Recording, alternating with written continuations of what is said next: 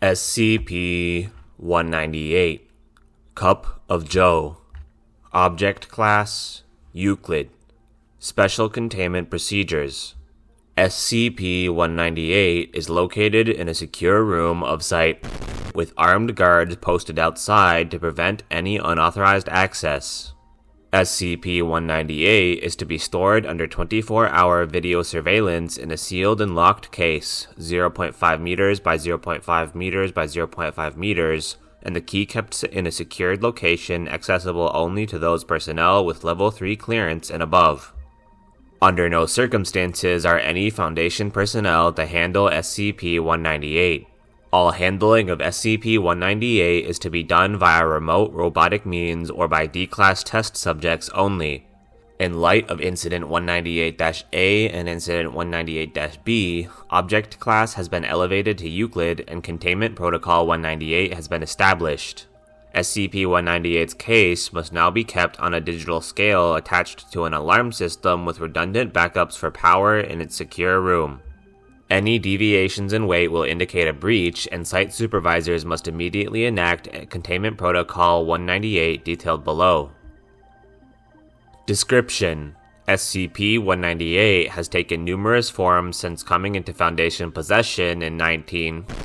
Since acquisition, SCP-198 has been observed to have dozens of different forms, including a styrofoam cup, brand glass beer bottle, and brand aluminum soda cans, an oversized shot glass that reads 1 tequila, 2 tequila, 3 tequila, floor, a plastic water bottle with a label partially peeled off, and these forms always appear partially filled with the expected liquid a vessel of that type would contain. Currently, SCP-198 appears as an ordinary white porcelain coffee mug with blue vertical stripes evenly spaced around its exterior.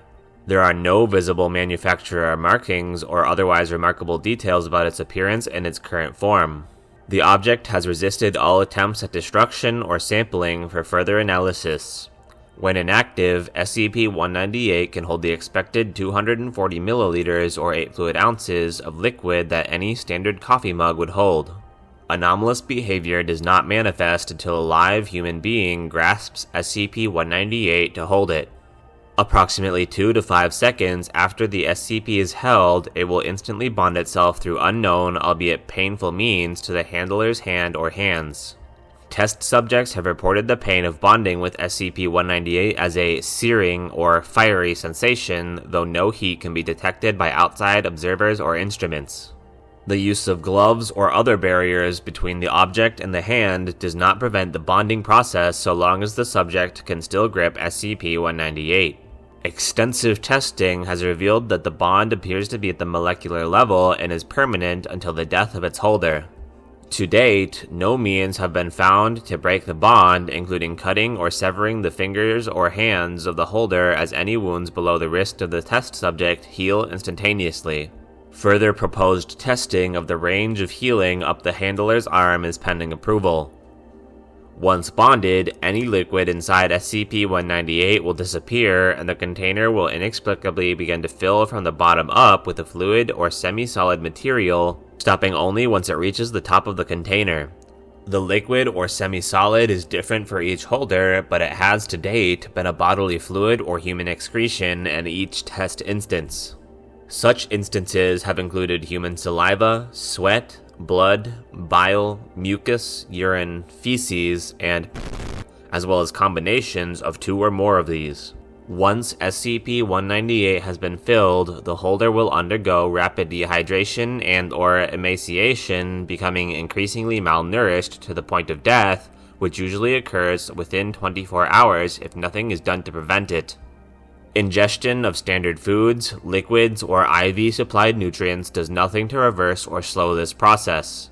Testing has revealed that the only means by which the subject can gain nourishment is by consuming the contents of SCP-198. However, the constant rate of dehydration and emaciation remains the same, forcing the test subject to consume vast quantities of the excretions almost constantly to remain alive. As the contents are consumed, or as is often the case, dumped out of the container, SCP-198 will continue to refill itself automatically. Test subjects have lasted as long as 70 hours by consuming the excretions before finally succumbing to exhaustion or refusing to consume any more of the contents, which invariably leads to death.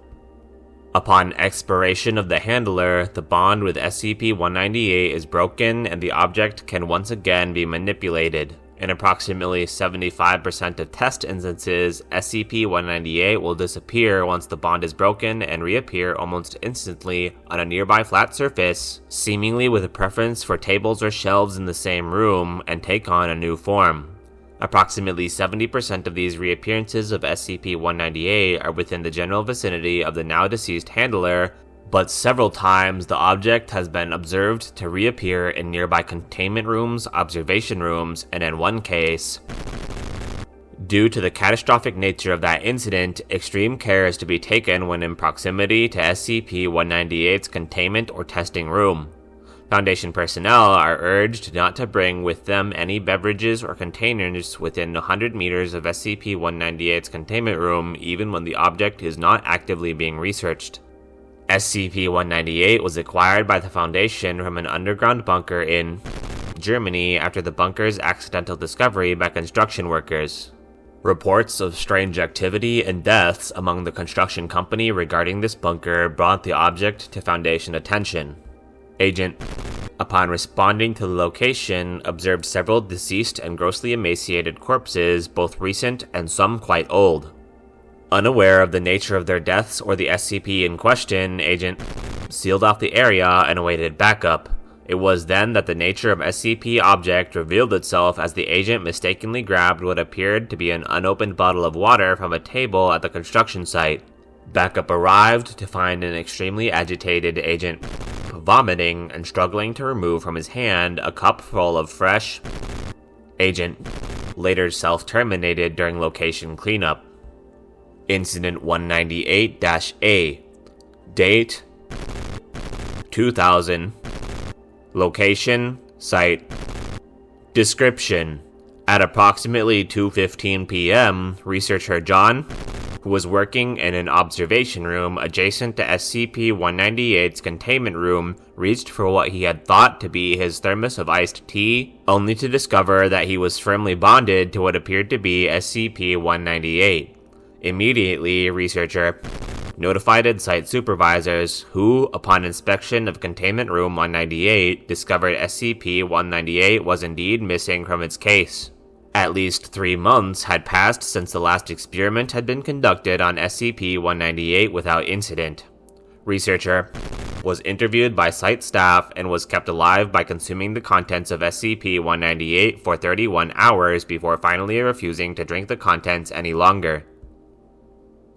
Incident 198-B.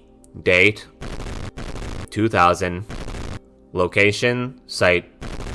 Description: at approximately 8 o'clock a.m., security guard Albert stopped to get a cup of coffee from a break room later determined to be located 3 floors underneath and 2 hallways over from SCP-198's containment room. The guard found himself bonded to SCP-198 when he attempted to grab a bottle of dairy creamer from the break room refrigerator. Once again, site supervisors were notified of a potential containment breach and discovered SCP-198's case to be empty. Guard was interviewed and chose to self-terminate rather than consume any of the contents of SCP-198. Immediately after Incident 198-B, site supervisors determined that the object class should be raised to Euclid, and Containment Protocol 198 was created to handle further containment breaches. Containment Protocol 198.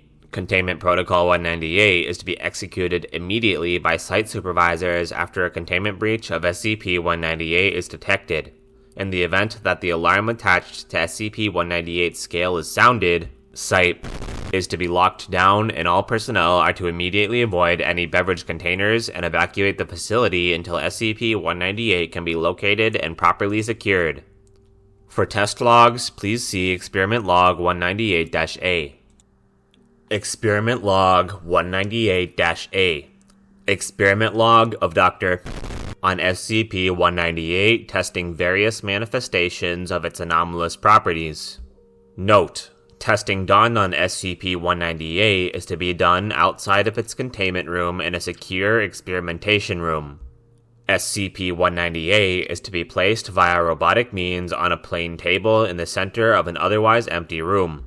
During experimentation, all Foundation personnel are to remotely observe either via surveillance camera or adjacent observation room behind a secure plexiglass window. At no time should any Foundation personnel enter the experimentation room while experiments are being conducted.